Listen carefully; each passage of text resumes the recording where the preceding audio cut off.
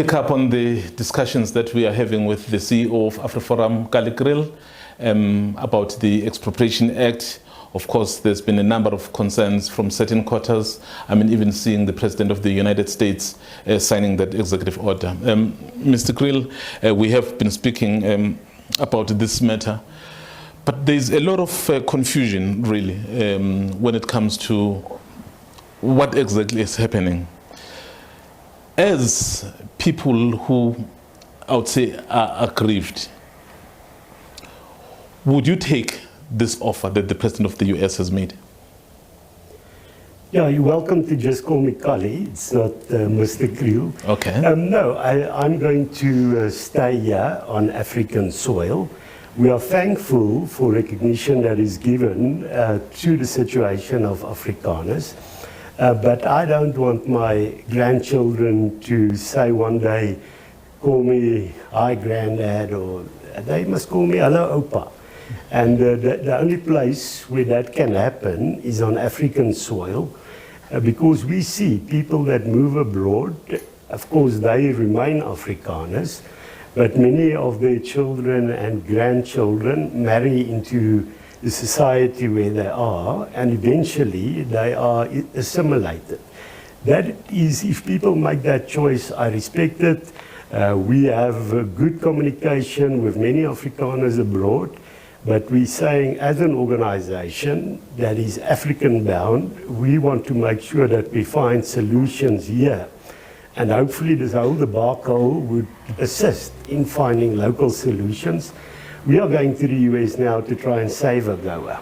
Yep. And what the big problem is now, you're not going to save AGOA by going into denialism, yeah, or trying to blame. This is an old strategy. If a politician does something that has negative consequences, to evade taking responsibility, they now have to find some other scapegoat. And in this regard, it's AfriForum. It's not AfriForum that signed the Expropriation Act. We didn't sign the BELA Act. We didn't get involved in, with our foreign policy in international conflicts. It wasn't us. Yeah.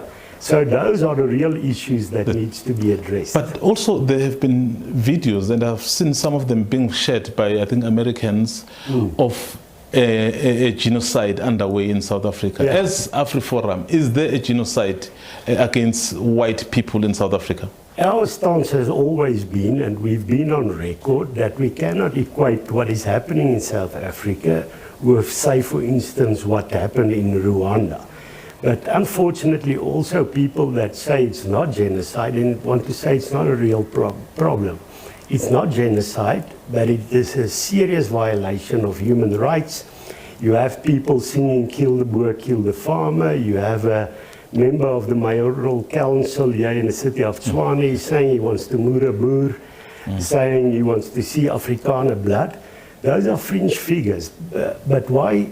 The real problem here is the President Ramaphosa, senior ANC leaders, they're quiet on this.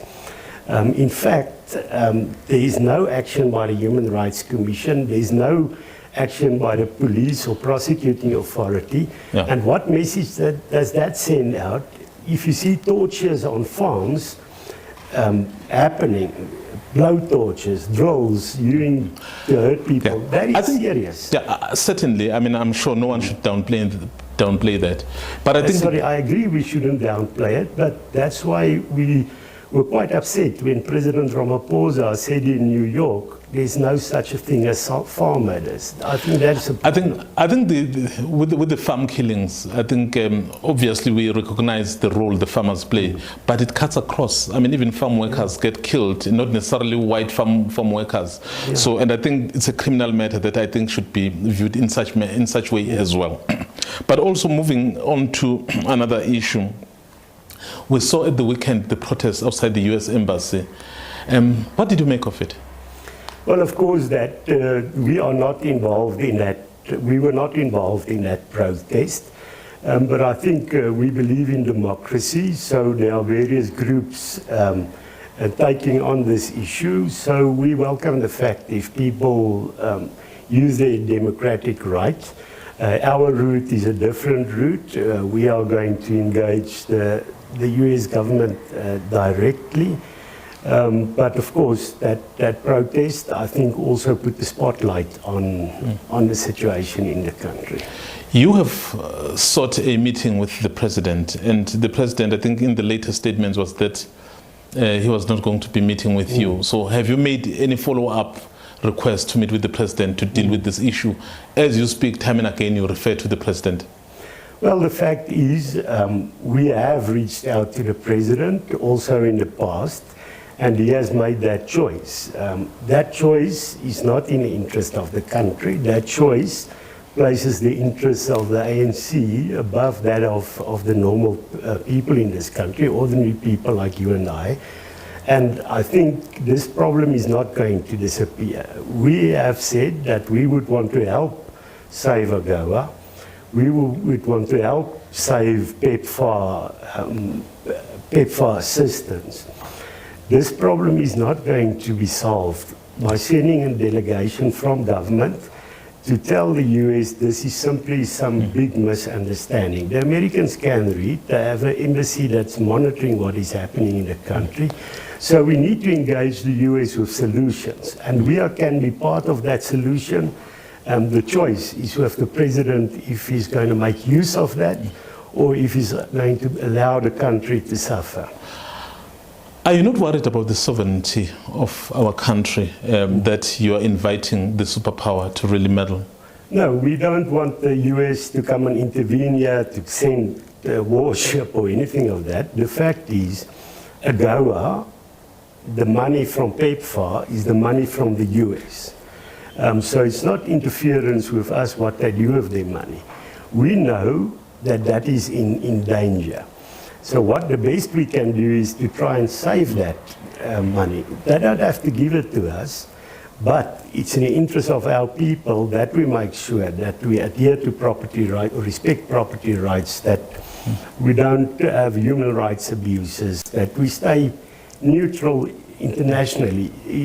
India is a good example in terms of a country that works in the interest of their own people. India is part of BRICS, which means they have ties with South Africa, they have ties with China, with Russia, but they also have a very strong relationship with the US.